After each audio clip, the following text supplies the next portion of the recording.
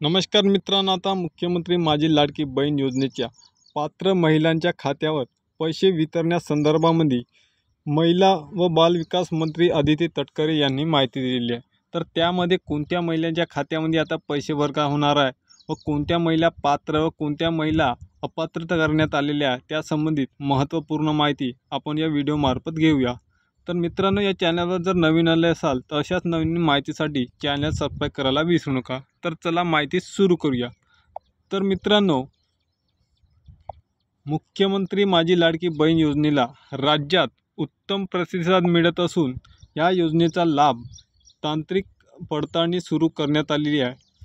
या तांत्रिक पडताळणीसाठी काही पात्र महिलांच्या खात्यामध्ये 1 रुपया जमा करण्यात येईल। तर जमा होणारा हा 1 रुपया लाभार्थ्यांचा सन्मान निधी म्हणून मानला जाणार आहे।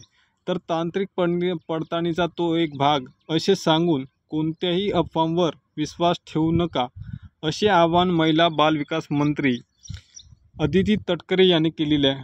मंत्री तटकरे म्हणाल्या की या योजनेद्वारे अर्ज सादर केलेल्या पात्र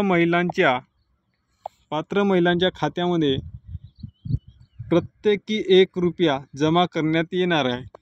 तर ही पडताळणी पूर्ण झाल्यानंतर प्रक्रिया सुरू करण्याच्या निश्चितपणे मदत होणार आहे, अशी माहिती ह्या महिला बालविकास मंत्री यांनी दिलेली आहे की हा एक तांत्रिक प्रक्रियेचा भाग असून याबद्दल कुठल्याही प्रक्रियेचा गैरसमज अथवा अपप्रचाराला बळी पडू नका, असे आवाहन मुख्यमंत्री मंत्री अदिती तटकरे यांनी सांगितलेली आहे।